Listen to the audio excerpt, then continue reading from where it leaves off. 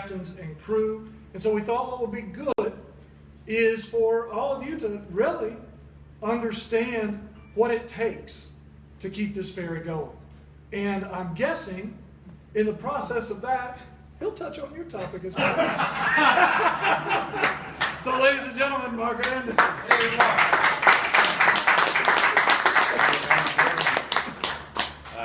You have the can opener. I have the can opener. Does it have anything to do with oil wells in Texas? Yeah. Hey, first, thank you very much for inviting me to be here, and it truly is my honor to address you folks. I can't tell you how much I personally appreciate what you people have done and do, and hopefully will continue doing. Give you a little quick. First, I got to correct one thing that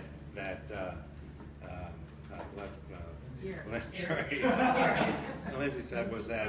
What did he say that the ferry started like in 19 something or another? I read somewhere that it was actually 1562 when Jean Ribault got here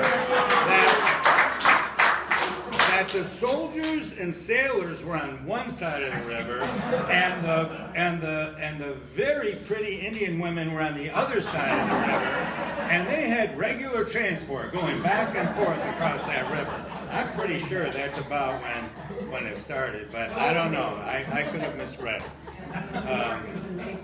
That sounds like McGinnis's work. But a little over 2 years ago, I came out here and brought my lovely wife and that along with me, and it was a really interesting time. I mean, I got here and was told, well, hey, you're coming out here to help with the transition from one owner to the new owner, which was Jacksport to the city, and you all know what was going on back then. So, we were all excited. We've been wanting, we were working for the company and been wanting to move to Florida, and this was our opportunity. And we get here, and it's like, hey, we've got a new owner and everything, and we get here and find out, yeah, but they don't have any money. And quite frankly, we're not sure. And everywhere we look, there's signs and yards and stickers on cars, save the ferry. We're like, save the ferry? What is this? You mean save my job? I thought this was our new adventure. We're moving to Florida. And it was quite an exciting experience. And I got here not too long before the first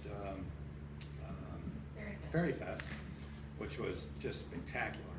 But to see how far we've come in 3 weeks, October 1st, we start the third fiscal year of operation since getting rid of Jacksport, or since leaving Jacksport. Absolutely.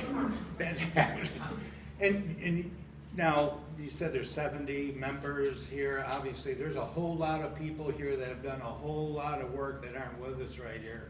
But you need to turn to each other and thank each other for the volunteer of your precious time and all those people that were here, of everything that has been accomplished. Because this is one very happy day, I'll tell you. I got a job. We've got new owners coming on board. And they're excited. They actually, they were really, really eager to be. Yes. I don't know if you're aware of this, but JTA is a nonprofit organization. I don't know if it's by design or by historically financially inept. So, well, welcome to Florida. All right. In their defense, I have to tell you that I do not believe that there is a single transit authority in the United States of America that is riding in the black. Doesn't exist. They don't exist. All transit operations are subsidized. All of them. Every one of them. There's none out there that are a government entity. In fact, I only know personally of one ferry operation that actually makes a profit. It's a private one in Seattle. That was the last one I worked for, Clipper Navigation. That went up to Friday Island? It goes up to Victoria, BC, between Seattle and BC, the high-speed catamarans up there. In fact, that was my last job, as captain of one of the high-speed ferries up there before I went to work for HMS. So to get back to your question, Claudia, they are 100% subsidized, Texas, like New Orleans was, 100% subsidized. They charge for the bridges going over the Mississippi, and after I don't know how many years of free ridership, they shut down the toll for the bridges, and they said, okay, now let's go out to the public and we'll open it up for the public to come in and take over the ferry. And 0 people bid that job, including ourselves. No one would go anywhere near it. No one can operate a ferry profitably, almost, I'm sure someone will prove me wrong, but generally speaking, 90% can. Which brings me back to when we originally got here. One of those really interesting moments was how many hours did we spend for a couple of days, a whole bunch of us and ambassadors and commission and everyone sitting down there at City Hall. Yeah, I know, you were all sitting right next to me. And we're down there looking for a vote of trying to get, what was it, $450,000? Yes. How much do you think it costs them to run annually that ferry you were talking about? Maybe $40 million a year? $14 million a year? I don't know, but it's a lot more than 450. We didn't even know if we could get 450. And there were people standing up there on that city council, one in particular, I won't name his name, but I won't eat his sandwiches either, who was fighting against the ferry. So this was really quite I didn't mean to come here and get all, pounding on the table or anything, but it's really nice to be here. So anyway, Lindsay asked me to talk a little bit about what it takes to run the ferry down here, and I'm just going to touch on a couple of things. The first thing was, I had heard, and I hear every now and then, like, what's the big deal? You just go back and forth across the half a mile of a river. I'm a captain who's been running boats for 25 years, passenger vessels all over the world, Alaska, South Pacific, Caribbean, here, there. I thought I was pretty, right there, kind of captain. I got here and I thought, oh great, I'm gonna go back and forth across this river. And I have to tell you, so you fully understand what it takes to go across that river, this is truly one of the most challenging operations for a boat captain of any place I have ever been. You rarely hear about a boat going down in the middle of the ocean. They have to wait until they get close to something to hit, like the shore, the bottom, another boat, or particularly while docking. We've heard instances in New York here and there, people hitting the dock and people falling down and getting hurt and so forth. It's close quarter maneuvering is the most stressful and dangerous time of operating a vessel. Plus, the tidal currents here are pretty tremendous. Absolutely. So now you put on top of that currents that are any moment is different than it just was. Yeah. So it isn't like you get used to it today, come back tomorrow, and you're just going to do it again. It's ever changing. You get an ebb current running at 3-4 knots and a northwest blowing, and then let's throw in fog, all winter long, where you can't see the bow of the boat. These guys dock. They're in close quarter maneuvering, 52 during the week, 54 on the weekend times a day. They're docking 54 times a day. Most boat operators, I don't know, my last boat, I'd get in, we'd leave the dock, 3 hours later we dock, then we'd come back 3 hours later, we dock here. That's 20,000 dockings a year in extreme, tidal conditions.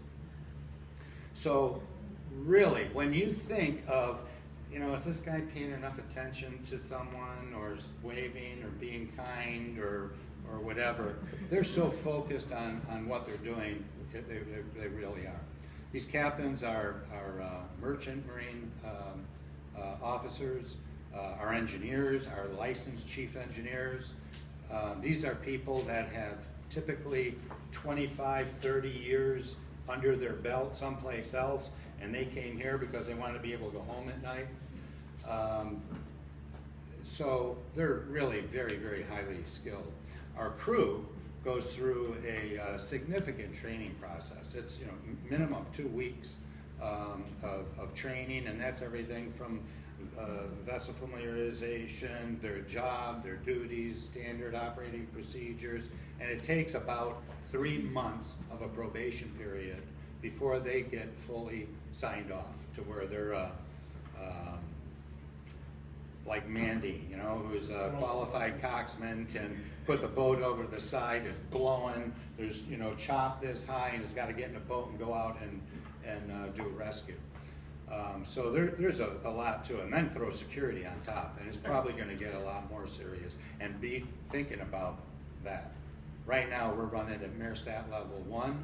That's where you probably hear from customers sometimes, now, how come this, he's got to check my car. What is this? You got to, and they're doing inspections. Yeah, wait till we get to MARSAT level 2 and 3, which may not be too far away. It's going to be a lot more severe than that. They'll be checking every bag coming on the boat, because security obviously is a very important part of the transportation business, just like at the airport. And then some of these people that, ambassadors and that, or those of you that are on the boat, just to have an idea how, how long the roots go into this ferry as far as HMS, is we've been operating this St. Johns River Ferry. This is going on our 18th year. JTA will be our 5th owner. We have one deckhand, Stevie, who's been here 24 years. He started with DOT before it moved over to us. Mandy's been here 10 years. Captain Fenner has been here 17 years. 2 of our engineers have been here 18 years. Sherry, who I don't know if many of you know, who is my right arm. She gave you badges for all the ambassadors. She's been here 10 years. So, we've got a lot of roots here in the community and the ferry, and really happy to be here. I'm really happy for all the support. Thank you for your time that you have put into this as well, especially. Thank you. Impose or cause any problem. Yeah. Yeah, I know. In the meantime, what I was going to ask is, has anybody thought outside the box? Because you did bring up a good point. You're only making 54 landings, and it's just a court shot. Has anybody discussed 4 landings and doing a circuit route back and forth, whether you're going up to Cumberland or downtown to Jacksonville, and maybe getting 2 boats running as a loop? I think having multiple boats would be a great idea. The thought has come up, but you also have to Well, they used to have 2 consider- ferries, but they were just backed up each other. Well, they did. Well, sometimes they ran when it was Yeah. really busy, but Yeah. the point is you think, look at the docking system. We're trying to maintain and implement a new and upgrade the 2 docks. Can you imagine if we had 4 of them? We need a billionaire. They're spending. We load and offload cars. Now, if it was a passenger vessel, that was just bow loading or something, that's another discussion. Well, that could be a That would point be of great. departure from Mayport, and That would be certainly great. worth Oh, looking yeah, at to absolutely. Augment the income of the HMS group. Yep. Think global. Yeah, I tell you what, that's the man you want to talk to right there.